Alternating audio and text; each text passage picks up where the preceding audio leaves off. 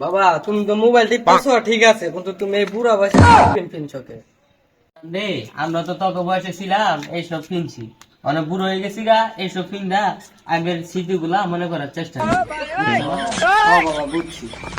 বাজান কি করবে কও, খেলি গেছে বাবা একটু যে কথাটা কইতেছিলাম, এই যে তোমার এই যে বিশাল সয় সম্পত্তি যে আছে, এই যে এত বড় দালান বাড়িটা, ঠিক আছে, আচ্ছা এই যে তুমি কেমনে পাইছো বাবা?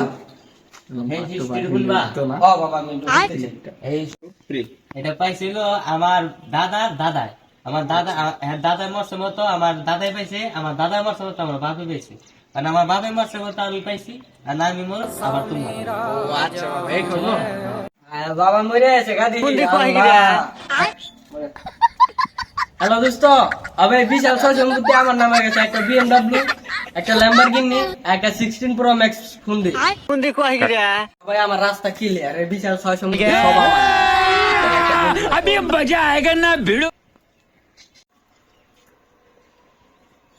হ্যালো বন্ধু, কি করবি ক? হ্যাঁ হ্যালো দোস্ত, কই আছিস রে তুই? একটা ল্যাম্বরগিনি, একটা BMW আর একটা 16 Pro Max অর্ডার দে তো। আবে এই বিশাল সয় সম্পত্তি সব আমার নামে। আচ্ছা আচ্ছা ঠিক আছে, আচ্ছা ঠিক আছে, অর্ডার দিতেছি। বুঝলাম না পাইলে জীবনে 10 টাকা খাওয়াইতেছে না।